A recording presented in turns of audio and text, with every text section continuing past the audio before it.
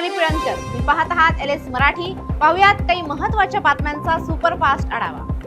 देशाला पुन्हा एकदा मोदींनी रॉकेलच्या रांगेत उभं केलं। शिवसेना नेते संजय राऊतांची मोदींवर टीका। मुख्यमंत्री फडणवीसांशी बोलायला मोदींनी 27 दिवस का लावले, राऊतांचा सवाल। परळ टीटी उड्डाणपूल दुरुस्ती वादात इंग्रजी गुजराती फलकावरून पालिकेवर टीका।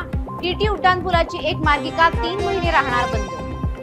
मुंबईकरांना मिळणार लवकरच स्वस्त वीज, प्रति युनिट दर 40 ते 50 पैशांनी घटण्याची शक्यता।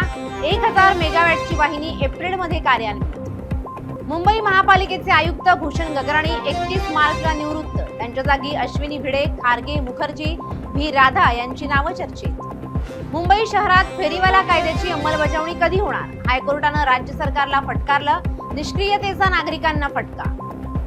मुंबई कोस्टल रोडवरील जय हो गाण्याच्या धूनमुळे नागरिकांना त्रास। तक्रारीनंतर रात्री 10 ते सकाळी 6 पर्यंत धून बंद। पालिकेच्या तोडग्यामुळे रहिवाशांना दिलासा। बीएड सीईटीची परीक्षा आजपासून सुरू। राज्यातील 1,10,042 विद्यार्थी बसणार बीएड प्रवेश परीक्षेला। साताऱ्यात प्रशासकीय इमारतीच्या ठिकाणी गाड्या उभ्या राहिल्याने वाहतुकीस अडथळा। पोलीस कारवाई काय करणार याकडे सर्वांचं लक्ष।